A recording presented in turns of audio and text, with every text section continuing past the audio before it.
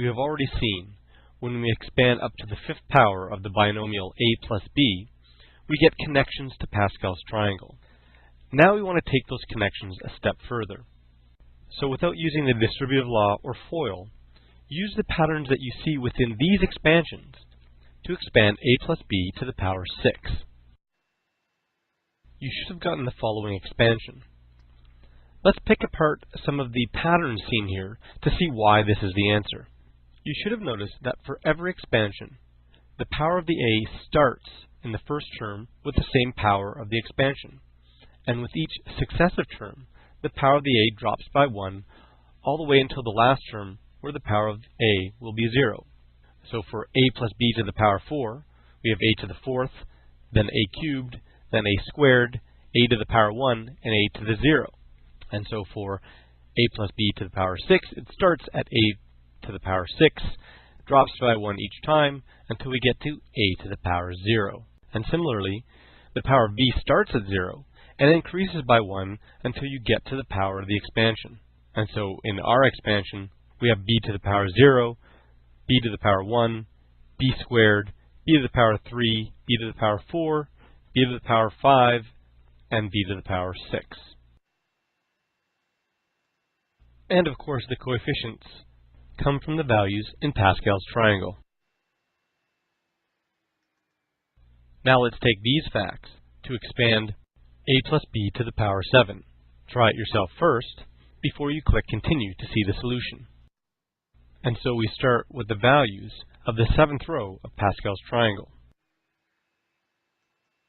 These become the coefficients of the 8 terms in the expansion. Now we can start with the powers of a, starting with a to the power 7 on the first term. For the next term, the power of a drops by 1, and for each successive term, it drops by 1 again until we reach a to the power 0 on the last term. Similarly, on the first term, we have b to the power 0. On the next term, that power increases by 1, and successively increases by 1 until we get to b to the power 7 on the last term. And of course, all these terms are added together. Now, we've been very explicit here to show the construction of the expansion here. Certainly, you may be able to find some shortcuts when you try this on your own.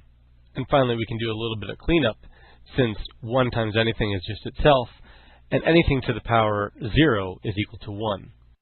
Now let's try to expand a more complex binomial.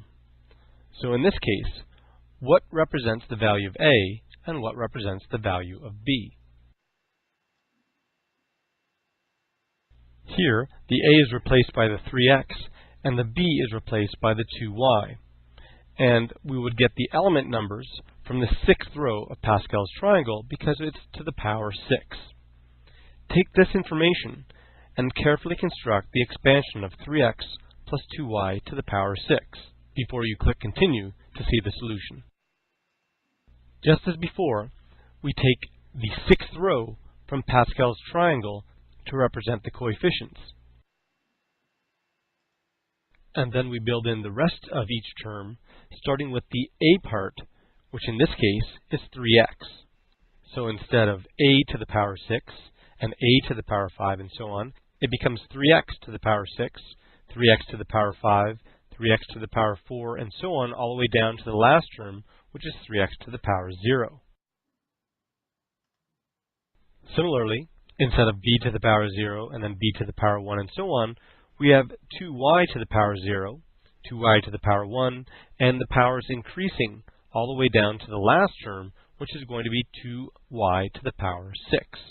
Now that we have all the terms built, at least in their first phase, we have to do some simplification.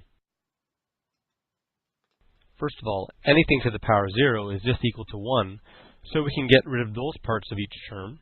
And then the rest is basically just careful accounting of terms and powers.